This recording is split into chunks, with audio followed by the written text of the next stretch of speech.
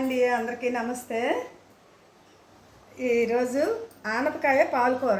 ఆనపకాయ అంటే కొందరు సొరకాయ అంటారు అనుకోండి. దీనికి ఆనపకాయ ముక్కలు కోసుకున్నాను పాలకూర చేయడానికి.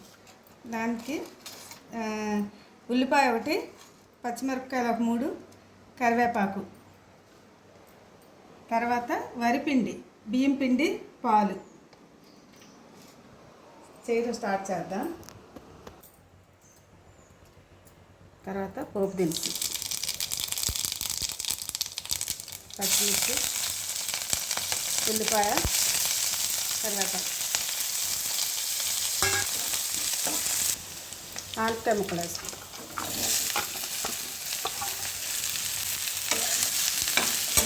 కొద్దిగా పసుపు, కారం. కొంచెంసేపు మూత పెట్టుకుంటే మగ్గుతుంది. సిమ్లో వేసుకోవాలి.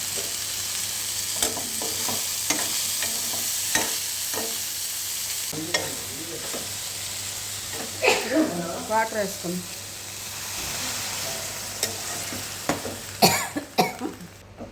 ఇప్పుడు ఇది ఉడికాక పిండి దాకా 2 స్పూన్లు బియ్యం పిండి వేసుకుని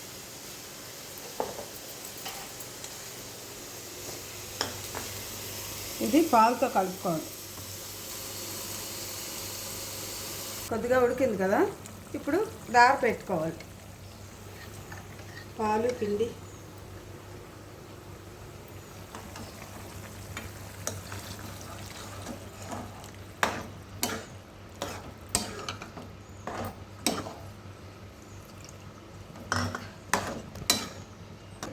దగ్గరికి అవుతుంది.